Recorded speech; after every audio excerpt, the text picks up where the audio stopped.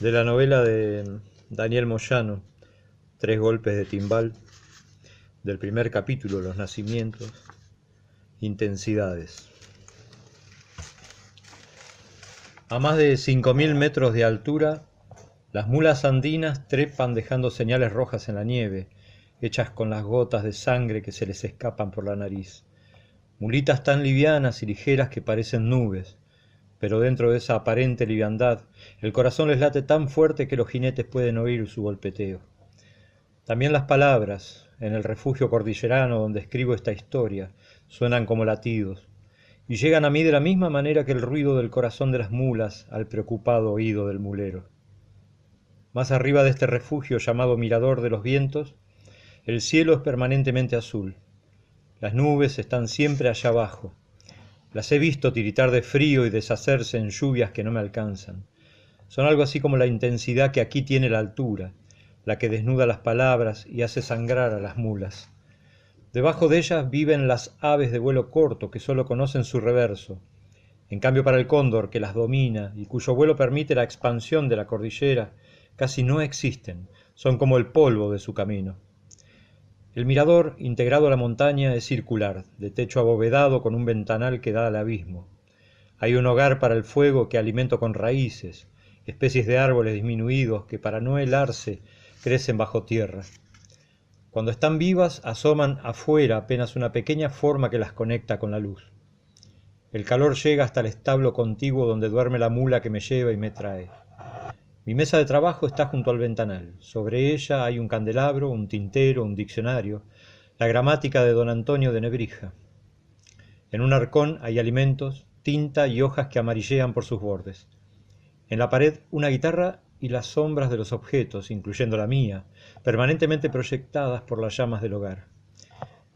El estudio de ese antiguo tratado del lenguaje me ha enseñado a querer las palabras. Las escribo viéndolas florecer, tocadas por la intensidad o desnudez de la altura. Las oigo sonar en el silencio virgen de la expansión. Y son música, como afirma el gramático. Cada vez que escribo una, siento el latido del objeto encerrado por los signos. Las oigo vivir. Las palabras sacan a las cosas del olvido y las ponen en el tiempo. Sin ellas desaparecerían. Los cóndores, por ejemplo, caerían en mitad de su vuelo. Por eso cada vez que escucho el aleteo con que estas grandes aves se lanzan al espacio, digo cuidadosamente cóndor, de modo que suenen bien todas sus letras, para que la palabra, además de las alas, ayude a sostenerlo. Los pájaros de abajo, cuando arrastrados por el viento traspasan sus límites y penetran las grandes alturas, dejan de cantar, es decir, pierden sus palabras. Sin ellas ya no son aves, se convierten en trapos sucios en el vendaval. Y es una pena verlos rodar en los caprichos del viento, caer entre las rocas donde los devoran las hambrientas hormigas de la montaña. Pájaro, pájaro, les grito viéndolos caer, pero ya han dejado de serlo. La palabra ha huido de ellos y se entregan silenciosos, todavía vivos, al festín de las hormigas. También están las estrellas, que eruptan escandalosamente. Aquí más que brillar cuelgan volumétricas como frutas a punto de caer. Ponen un cerco a la infinitud, apropiándosela. Para ellas un cóndor o un hombre no son ni siquiera una sombra.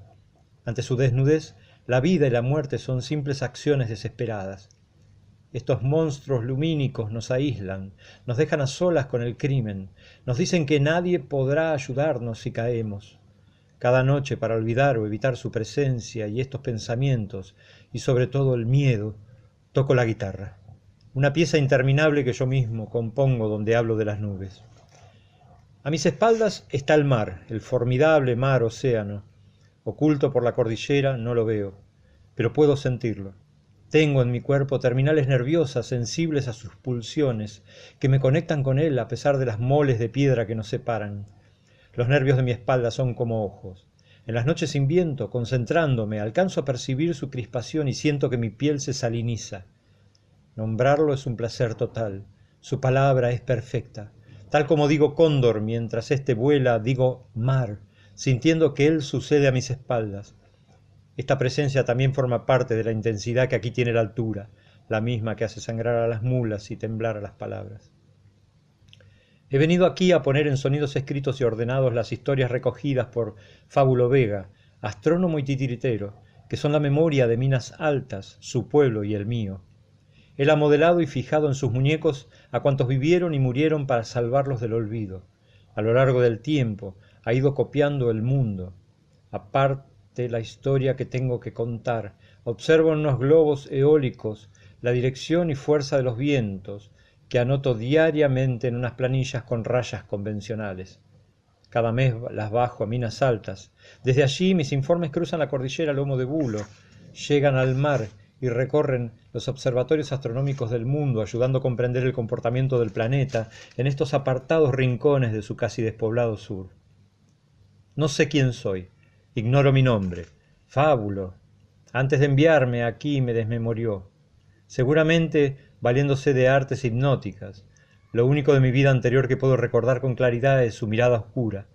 Él borró todo lo que había en mi memoria, abriéndole espacios para poner en ella la de su pueblo, y me entregó a las palabras que son mi única realidad, al menos aquí en este refugio.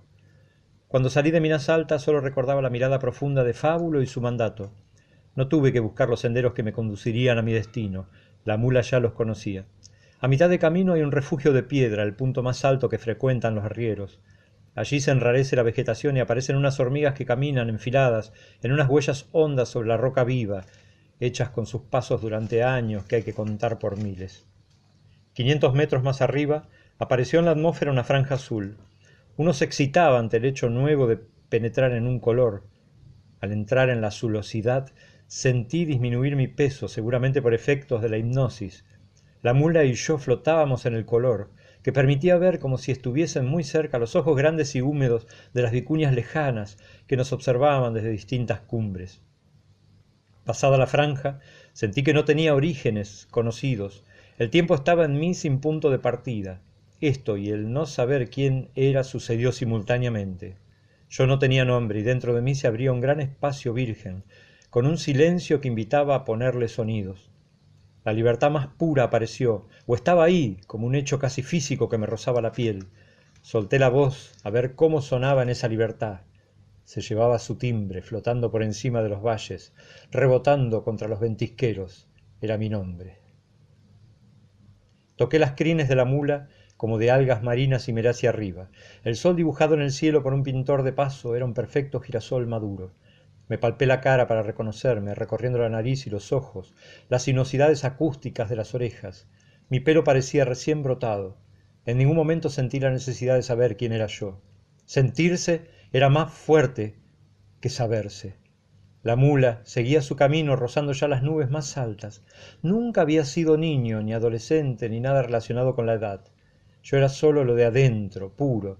Dije las primeras palabras nombrando lo que veía. Como el sol parecían dibujadas, hechas a mano y eran casi táctiles, como descubrir el color de los sabores, la suma de reposos que hay en un movimiento. Al llegar al mirador, la salida de Minas Altas estaba borrándose, tendiendo a no haber sucedido nunca. Salvo la mirada de Fábulo, 2 puntos negros, yo era alguien sin conexión con nadie, como si me hubiera inventado a mí mismo en el camino. Sin pariente, ni infancia, ni lugar de origen, me veía como reflejado en una pompa de jabón. Al calor del fuego que encendí sentí mi plenitud. Cada músculo o vena, la curvatura de los huesos a la vez recónditos y próximos, cada latido impulsando la sangre que llena mis concavidades, tenían la vibración luminosa que se ve en los campos después de las lluvias. Mi cuerpo acabado de nacer estaba en el tiempo de la misma manera que el fuego en su color o la nieve en las cumbres. El primer globo eólico que observé bailoteaba en el frío del anochecer. A la luz del fuego desparramada por la bóveda, anoté en la planilla la intensidad y orientación del viento. Una rayita de las más finas, según los modelos, con los 15 grados de inclinación que corresponden a los vientos leves, como un silencio musical. Durante el trazo le di la importancia de una palabra. Amanecí junto al fuego, brasas de raíces andinas como animales vivos. Mi memoria seguía sin orígenes. Yo era un medidor de vientos en el primer día de su existencia. Limpio de mi memoria antigua y con los primeros vientos encerrados en las planillas, salí para Minas Altas. Las rayas que los representaban eran mi primer intento de escritura. Para los sabios que las leyeran al otro lado del mar serían palabras. Sus atentos oídos podrían percibir en ellas el sonido de los vientos. En la pendiente final que da acceso al pueblo hay un breve espacio entre dos cerros que permite divisar durante unos instantes la extensión de los llanos violentos y el comienzo de las grandes salinas, un mar afantasmado que de noche, al entrar en contacto con las constelaciones y la luna, vibra entre impulsos de mareas invisibles, donde los peces muertos en otras edades, convertidos en polvo de sal por los milenios, reproducen ante la luz lunar el brillo de sus escamas. Los efectos de la visión duran lo que en la boca el sabor de una fruta. Minas Altas, con una sola calle de 4 kilómetros, tiene la forma de una oruga amarilla que trepa curvándose en su centro. Cada eslabón de su cuerpo está separado del otro por un cerco de girasoles. Su calle, de 3 metros de hondo, es a la vez río seco o espasmódico, a la espera de las crecientes anuales, que arrastran animales y troncos, restos de instalaciones de minas inglesas abandonadas hace un siglo, piedras de colores con que la gente construye o amplía sus viviendas. La cabeza de la oruga se empina hasta casi rozar las nubes bajas. Desde allí, en pendiente brusca, desciende hasta su cola, perdiéndose en unos peñascales. La realidad que me mostraba era la de un sueño que se recuerda. Uno volvía a lo soñado, y lo soñado era real. En cuanto entré en la calle se me aproximó un hombre que intentó abrazarme. Sonrió cuando le esquivé el cuerpo, me pidió las planillas, las miró con indiferencia, dijo palabras cuyo sentido no entendí. Me preguntó si me había olvidado de él. Le dije que no lo conocía. Soy N. Vega, un viejo amigo suyo. Vayamos ya mismo para arriba. Fábulo está un poco impaciente, esperándolo. Por si también se ha olvidado del pueblo, allá abajo vivimos los enlazadores. Más o menos por el medio están los músicos, y en lo alto los astrónomos muleros. Cabalgaba apropiándose del espacio a medida que avanzaba. En cualquier punto de su desplazamiento siempre estaba como acabado de hacer, reluciendo la mañana limpia con su propia limpieza de vivir. Su espléndido sombrero, pese a su pequeñez ante las moles cordilleranas, tenía una dignidad de objeto que superaba sus alcances, seguramente porque era el lugar donde la figura de N. Vega concluía. En lo alto del borde de la calle Río se asomó una mujer al lado de un girasol. Su hechura femenina, como una enorme burbuja que reflejaba el entorno conteniéndolo, se conectó inmediatamente con mi cuerpo en una especie de ensamblaje. La sentí estar en mí como había sentido al fuego estar en su color, indisolubles. Soy la Céfira, dijo. ¿No te acuerdas de mí? A la vuelta, dijo N. Vega, interrumpiendo mis impulsos de detenerme allí. Podrá estar con ella todo lo que quiera. Más arriba, recostados contra las fachadas de piedra, aparecieron unos músicos. Arpas indias, charangos de caja, tubos de toda invención, tocaban música para ayudar a subir. Nuestras cabalgaduras parecían ahora más ligeras, como empujadas por un viento. Supongo que no se habrá olvidado de Fábulo, me dijo N como preguntando. Sé que existe, le respondí, sintiendo que mi encuentro con el astrónomo titiritero ya había empezado. Estaba presente como el mar a mis espaldas a través de la cordillera. Estábamos ante la casa de Fábulo cuando oímos una explosión y vimos la nube de polvo muy lejana hacia el rumbo de las salinas. Ahora están más cerca, dijo. ¿Quiénes? Los asesinos. Cuando llegue aquí el camino que vienen abriendo con sus dinamitas, borrarán a Minas Altas como hicieron con Lumbreras. En la galería de la casa de Fábulo entró una mariposa. Llegó transparente, atravesada de sol. Entró a contraluz volando ciega, se posó en la pared y cayó muerta. La muerte y la caída le quitaron toda verosimilitud a sus alas, convirtiéndola en un gusano carnoso. Nunca en la vida, dijo N, he visto este tipo de mariposas alcanzar Minas Altas. No pueden aguantar los vientos continuos que hay entre el pueblo y las salinas. Escapan de la dinamita, pero las mata a la altura. Un gorrión escondido junto al techo procuraba no mirar ni ser visto, en deformantes actitudes de murciélago. Sobre las rocas y en los aleros de las casas de los astrónomos había una multitud de pájaros aterrados. Algunos movían la cabeza, otros estaban como disecados. Eran aves del llano, mirando por primera vez un paisaje desconocido. Huidas de sus sitios habituales, veían que por encima de las nubes, desde siempre el término de su mundo llanista, el espacio continuaba todavía. Bordeando las últimas casas de Minas Altas ascendía una pareja de iguanas y más atrás unas boas aterradas, sin sitio para esconderse. Un conjunto de animalitos que necesitan enterrarse para sobrevivir escarbaban inútilmente la roca. Por las márgenes del río seco ascendían las especies zoológicas de abajo, miles de ojos en largas filas de luces vacilantes.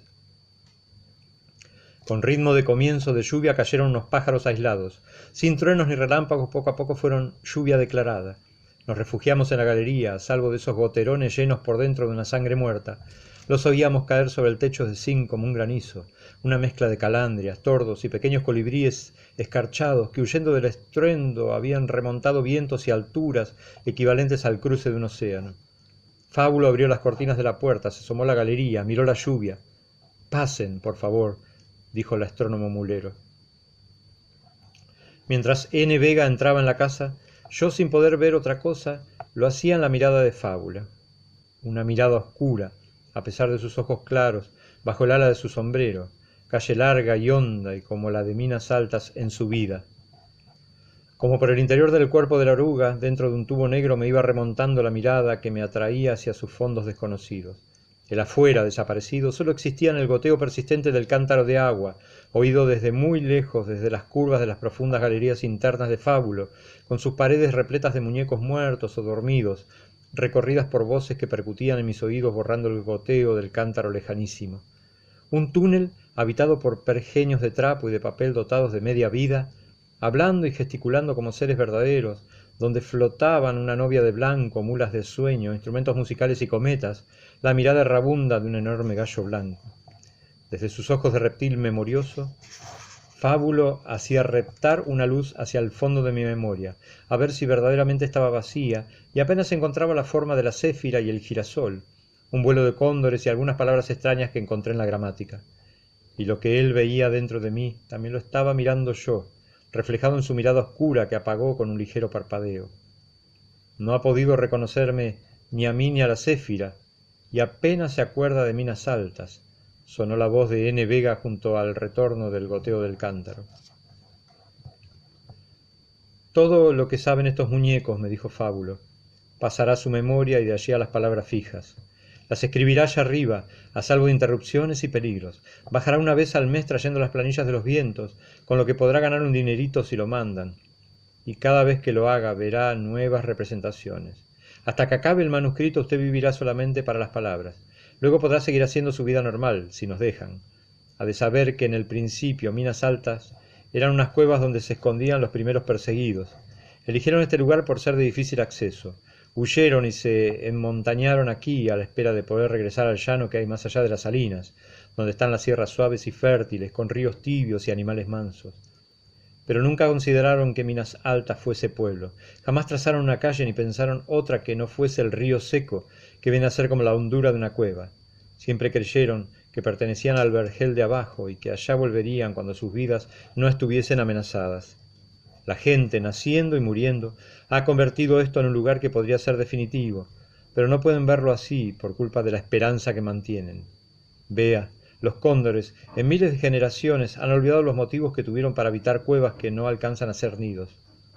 Los minalteños también estamos en camino de olvidarlos. Ante el peligro de que Minas Altas desaparezca, he querido rescatar nuestra historia como una forma de descondorarnos, recuperar un pasado que nos permita elegir un camino y prolongarnos en el tiempo, aquí o a donde haya que huir. Los que nos persiguen desde siempre saben que nuestra memoria vale mucho. Por eso corren peligro mis muñecos y por eso usted los va a pasar a las palabras que no pueden romperse, y en un plazo perentorio porque los asesinos están cerca, como esa lluvia de pájaros muertos lo demuestra. Eligió unos títeres, desarrugó sus trajes, los desentumeció y entró en su tinglado de maderas y cortinas. Sonaba un siku mientras el telón se abría.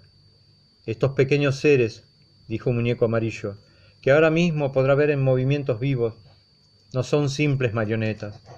Están habitados por las almas de vivos y de muertos. Ellos encierran la memoria amenazada de nuestro pueblo, que es simplemente la historia de una voz. Con estas funciones se despiden de su naturaleza de trapo y de madera para pasar a las palabras que viven en el papel, donde estarán a salvo del furor y la rapiña. Ahora, por favor, préstenos un poco su atención. La historia va a empezar.